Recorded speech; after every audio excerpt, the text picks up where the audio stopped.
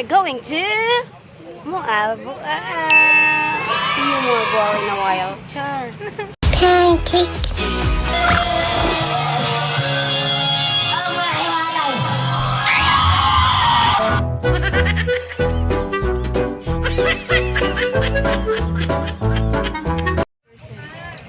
Yes, hello mga ka-ering sungkaban. No, so nami diri sa ilahang, unsa man siya? Sa ilang municipality of Moalboa. Kay before mo makaadto sa HK, kay mukuha sa taog slip. Mukuha taog pa-slip. So nakita ninyo purti daghan na diri og daghan kay sila. Kay manguha na sila og kuan pa-slip. So mga patag paslip mga guys nya hayag na no giahak biyan ni nya puro ra taas sa linya dito mga guys. So kani sila tanan nagpark dire kay manguha og paslip. So before mo moadto dito sa HK Resort mukuha sa mong paslip dire sa Municipality of Moalboa. Kami no mga guys, init yung mga guys. Yung nagsaag pa sila kaya wala ko sa bus dako og sa HK. Guys, walang stop. Ano ulit sa to? Nasa kumbag ang kuan day. Itong slingbag ni kawa. Narito ang Nakarato ni mo yung yung kuon. diha. Bag naman ni. Nalagi diha. Yan ang mga guys, ikatagpay ko kami sa pangdagat ha.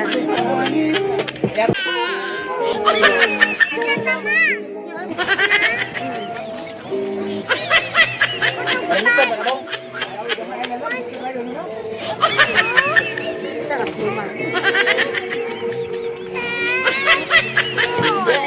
Ano yung going to connect? And 2 times you never sleep in the you got too much pride to make any promises. Thinking that we got time and you wanna keep it in.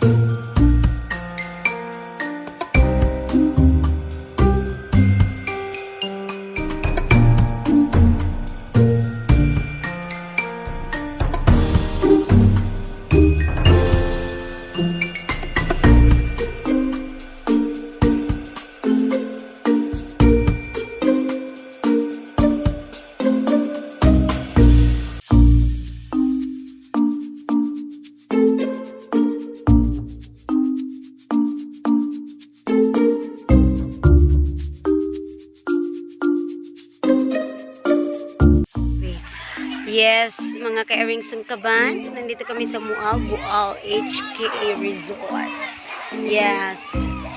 Kung nakikita ninyo, maraming mga tao dito mga guys. No, ang ganda naman talaga kasi ng beach nila. Yung bang puting-puti yung buhangin at saka tuyo yung buhangin nila dito mga guys. And then makikita ninyo ang kanang deviation bitaw sa from light, what's the color, light green, from light green nga kanang kulay ng dagat to blue green and to the dark blue until mo dark blue siya over there. Yeah, from light green to blue green and to the dark blue. Nana siya mga guys. So kahit mainit ay enjoy pa rin sila, no, na kahit na ingon ko ba, napapagod na. Kahit na napagod na sila mga guys. No, wala, sige pa rin sa kaliligo mga guys. Kahit ang itim-itim na, basta nag-enjoy. Aray, kainit. So, kung gusto nyo pumunta dito, yes, it is located south of Cebu. South of Cebu, Mual. Napakamura lang ng entrance fee. Entrance is 10 pesos. But the cottages are so mahal, mga guys. Yes. Kano sa? Ano gani? Diri naman dapita dagata akong gipalit. Gabangan ni nako diri dapita. Yes, ang ilang cottages mga guys kay mahal kaayo Kung kapag weekdays is 500 and then weekends 1,000. Maximum of 10 persons 1,000. And then na siya, meron na yang dalawang table. Aray, kainit sa atong uwi. So magtago-tago muna tayo diri mga guys, no? Kasi napakainit talaga mga guys. Yes.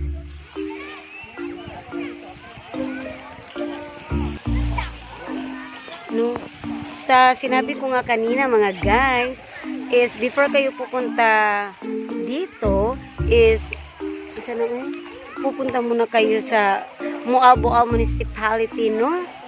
Para kumuha ng pass slip. Yes. Dahil hindi talaga kayo makakapunta dito kapag walang pass slip. At saka, take note, dapat nakabooking kayo.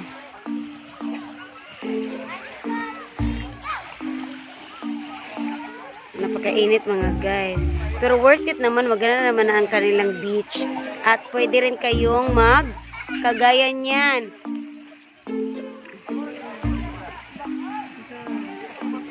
Banana boat or kayaking, ganyan.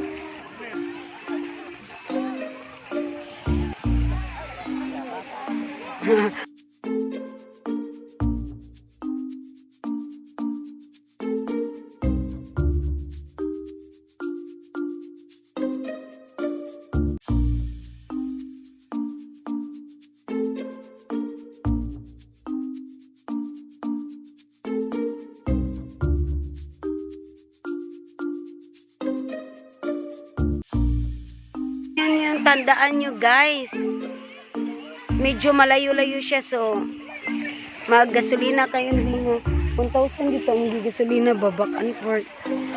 And then murang-mura lang talaga kasi 10 pesos lang yung entrance, yung cottage lang nila yung bumabawi.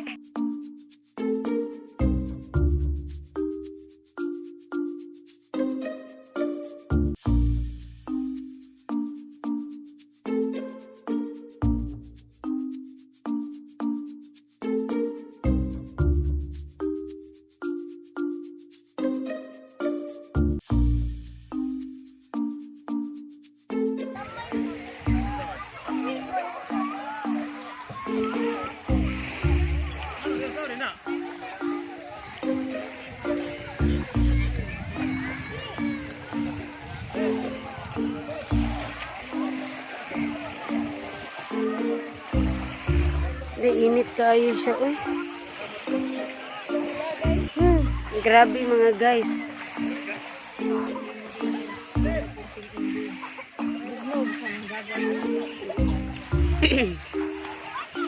Day, bugnaw ang dagat, day, init. Kian. Lulu, nagpa-float-float ang butang. Kayo. Marami talagang naliligo ngayon guys kasi Sunday. Sunday. Oh, pwede rin kayong mag banana boat.